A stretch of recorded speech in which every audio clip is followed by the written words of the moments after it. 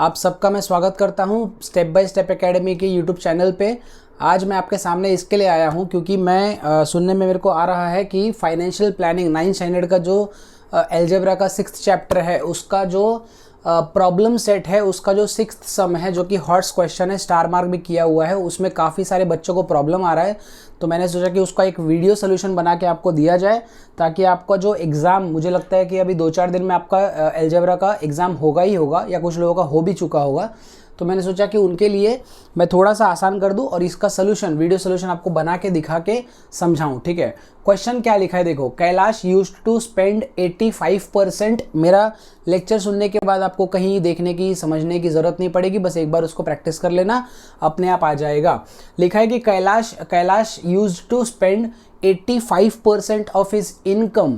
कैलाश अपना जो इनकम उसको आता था उसमें से 85% खर्चा कर देता था। इनकम कितना आता था उसको अपने को नहीं पता, अपन उसको क्या मानेंगे, x। समझा क्या लिखा है। उसके बाद when his income increased by 36%। अभी पहले उसको क्या करते हैं हम लोग, सबसे पहले लिखते हैं हम लोग कि let the income of Kailash be rupees. Kailash के इनकम को अपन ने क्या माना, x माना। ठीक है, उसके बाद ध्यान से देखना, उस x रुपए का वो 85% खर्चा करता है। ठीक है, हम लिखेंगे कि he spends 85% of his income बोला है, जिसको अपन ने x माना है, तो मैं यहां लिखेगा x, जिसका मतलब क्या होता है, दैट इज 85% ऑफ x। मेरे को बताओ 85% का मतलब क्या होता है, 85/100। ऑफ का मतलब होता है इनटू, x का मतलब होता है x। इसका मतलब ये, इसको हम लोग ऐसा लिखेंगे 85/100 इंटू x। समझा इतना। ये वो खर्चा करता है, इसका मतलब वो उसका एक्सपेंडिचर है। क्या है इसका, एक्सपेंडिचर है। क्लियर है इतना, ठीक है। मेरे को बताओ अगर वो 85% खर्चा करता है तो परसेंट के हिसाब से बचा कितना उसके पास। टोटल 100% है उसका पास इनकम उसका, उसमें से वो 85% खर्चा करता है, तो इसका मतलब बचा कितना रहा है, वो बचा रहा है, देखना, he saves 100% minus 85% which is equal to 15% of x।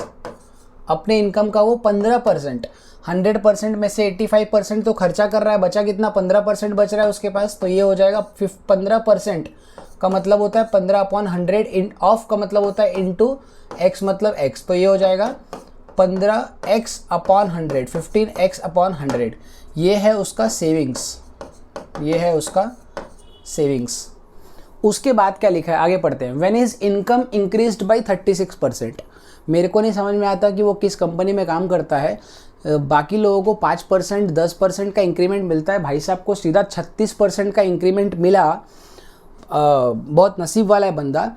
तो 36% उसका इनकम बढ़ गया, तो इसका मतलब क्या, अभी समझना ध्यान से। ठीक है, मैं एग्जांपल लेके तुमको समझाता हूँ कि 36% इनकम बढ़ गया मतलब अभी कितना उसका इनकम रहेगा।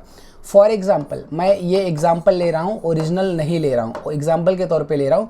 फॉर एग्जाम्पल उसका जो इनकम था ना वो 1000 रुपये है, 1000 रुपीज़ है। इसमें क्या बोला है कि उसका 36% इनकम बढ़ गया, तो मेरे को बताओ ये 1000 तो पहले रहेगा ही, प्लस 1000 का 36% बढ़ गया। 36% बढ़ना मतलब प्लस करना, 36% मतलब होता है 36/100। तो यहाँ का 20 कैंसिल हो जाएगा, बचेगा 36 इंटू 10, कितना हो जाएगा वो 360। तो 1000 प्लस 360 कितना हो जाएगा 1360। तो अभी उसका इनकम कितना है, बढ़ने के बाद उसका इनकम है 1360 रुपीज़। इसका मतलब ये पहले वाला इनकम लेना है प्लस पहले वाले इनकम का 36% निकालना है।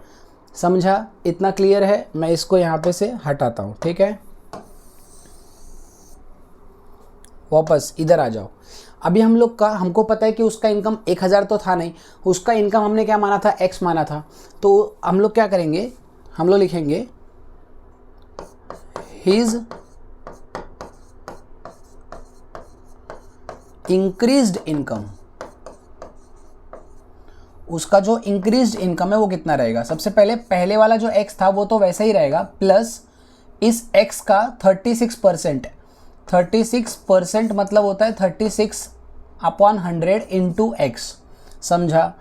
ये देखो, ये 100 इससे मल्टीप्लाई हो जाएगा, 100x हो जाएगा, प्लस 36x वैसे ही रहेगा, डिवाइड बाय 100।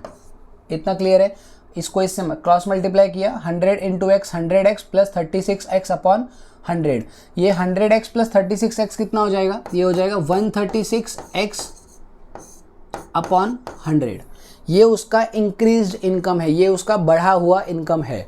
ठीक है, उसके बाद आगे देखो क्या लिखा है कि also increased by his expenses also increased by 40%।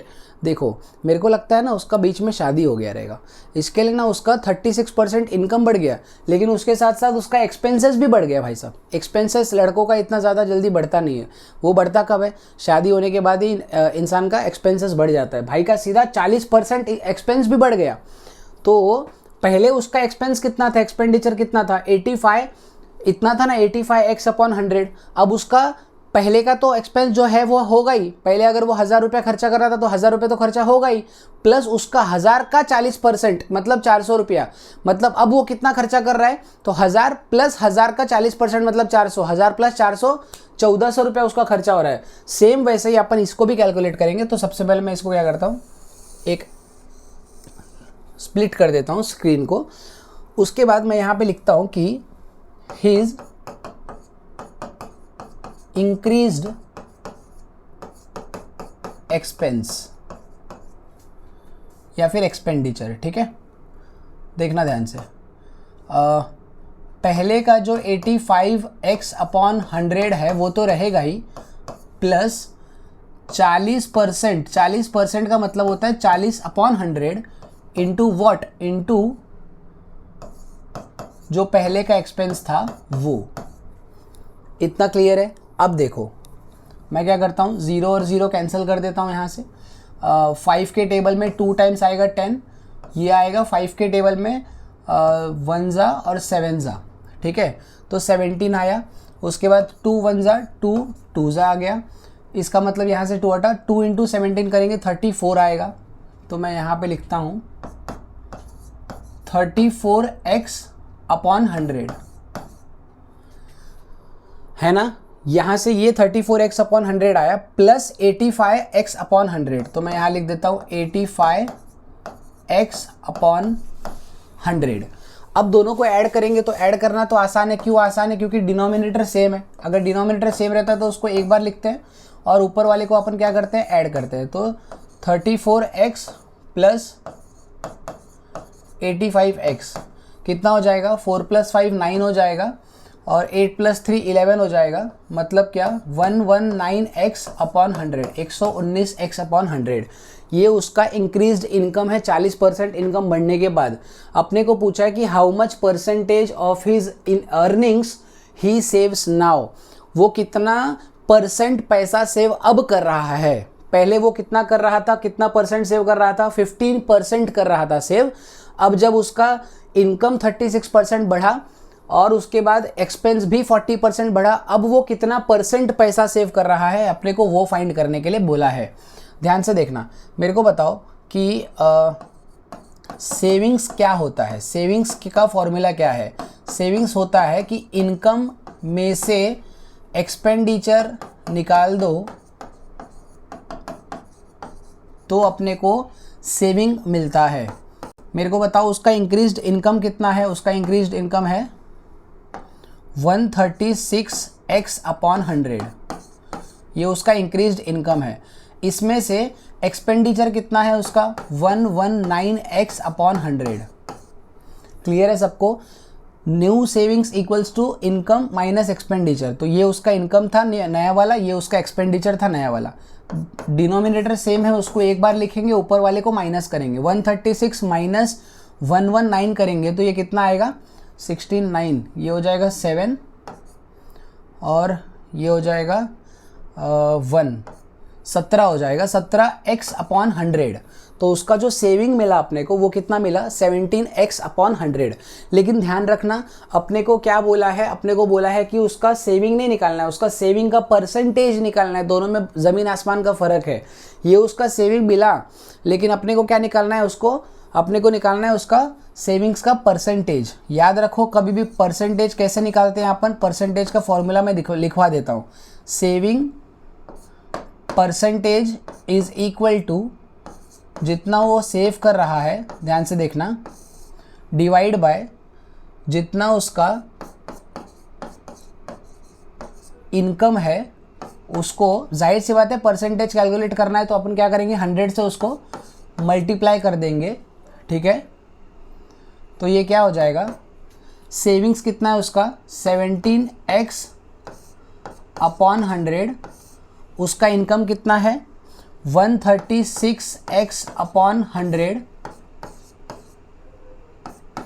Into 100। ये 100 और 100 गेट्स कैंसिल, x और x भी गेट्स कैंसिल, अपने को सिर्फ मिलेगा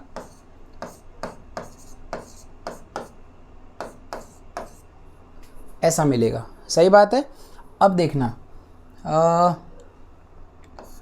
ये और ये कैंसिल कर देंगे अपन, ये 4 से जाएगा 25 टाइम्स और ये 4 से जाएगा कितनी बार, 4 3 ज़ा 12 हो जाएगा, 1 कैरी 4 4 ज़ा 16 हो जाएगा, ठीक है।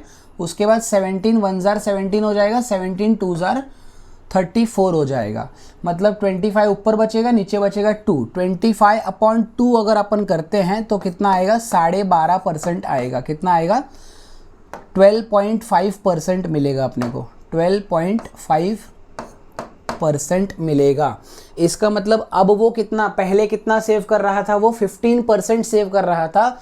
उसका शायद शादी हो गया होगा, इसके लिए उसका खर्चा बढ़ गया और सेविंग्स कम हो गया, तो अब वो सिर्फ कितना सेव कर रहा है, तो 12.5% अपने इनकम का सेव कर रहा है। तो लास्ट में हम लिखेंगे देयरफॉर, क्योंकि वर्ड प्रॉब्लम है तो आपको उसके हिसाब से लिखना पड़ेगा, Kailash saves 12.5% of his new income।